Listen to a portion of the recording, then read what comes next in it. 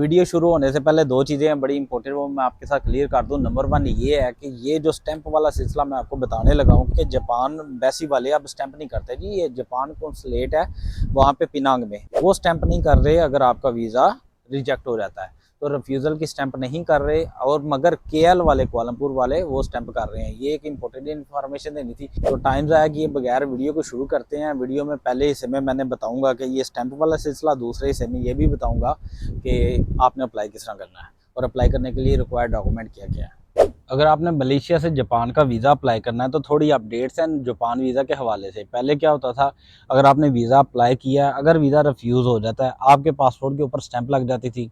बहुत सारे लोग कहते थे 6 मंथ तक आप दोबारा वीज़ा अप्लाई ना करना, जापान का स्टैंप लग जाती थी। उसमें मेन ये भी रीज़न थी कि आपको अगर वीज़ा रिफ्यूज़ हो जाता है, आप ये कहते थे कि यार मेरे पासपोर्ट की वैल्यू कम हो गई है, यार मेरी ट्रैवल हिस्ट्री ख़राब हो गई है। तो बहुत सारे लोग इस चीज़ का स्ट्रेस भी लिया करते थे। अब तरीकाकार अपडेट हो गया है, अब पासपोर्ट के ऊपर स्टैंप नहीं लगेगी। अब उन्होंने तरीकाकार तकरीबन यूएसए की तरह कर दिया है।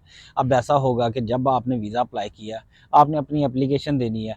पहले ये होता था कि आपने जस्ट एप्लीकेशन सबमिट करते थे, आपने इंटर्निटी एंड उनको ट्रैवल प्लान देने की भी ज़रूरत नहीं होती थी। अब ये सारी चीज़ें आपने देनी है।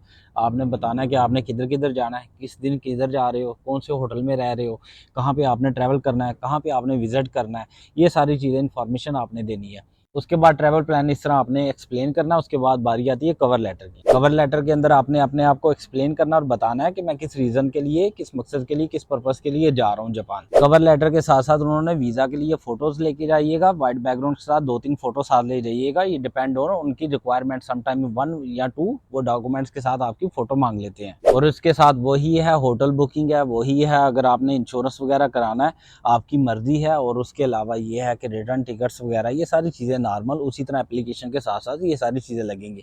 सबसे इंपॉर्टेंट चीज़ यहाँ पे है, अगर आपको कोई इन्विटेशन मिल जाता है तो आपकी फ़ाइल को ज़्यादा सपोर्ट मिल जाती है। ये चीज़ें कंप्लीट होने के बाद वो आपका पासपोर्ट रख लेंगे, पासपोर्ट सबमिट कर देना वहाँ पे, और आपसे 7 डेज़ के लिए आपने वेट करना है। वैसे जापान का जो आंसर है वो 3 to 4 डेज़ के अंदर आ जाता है, मगर 7 डेज़ के लिए आप वेट कीजिएगा।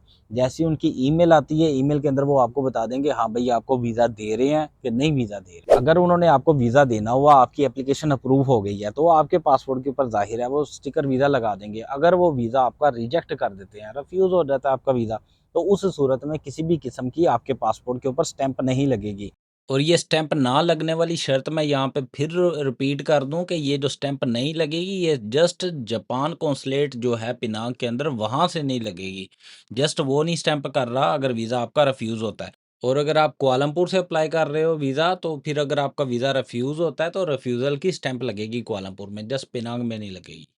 और उन्होंने क्या करना है, आपके पासपोर्ट पे कोई स्टैंप नहीं, जस्ट उन्होंने आपको एक फॉर्म दे देना है। यही 2 सफ़ों का ये फॉर्म होता है।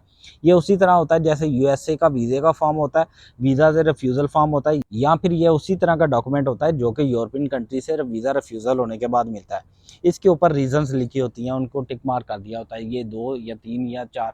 मिसाल के तौर पे वो कहते हैं कि हमें डाउट है कि आपके डॉक्यूमेंट्स ओरिजिनल नहीं है, या वो कहते हैं हमें डाउट है कि आप वापस नहीं आओगे, या फिर वो कहते हैं हमें डाउट है कि आप ये नहीं करोगे, वो नहीं करोगे, या ऐसा है या वैसा है। ये फॉर्म के ऊपर उन्होंने टिक कर दिया होता है और आपको फॉर्म दे दिया होता है। बाकी अगर किसी की रिफ्यूज़ल आ जाए तो दिल छोटा करने की बात नहीं है, बिल्कुल हिम्मत मत हारिएगा। इंसान इसी तरह गिर गिर के ऊपर चढ़ता है और इसी तरह आहिस्ता-आहिस्ता उड़ान बढ़ता है।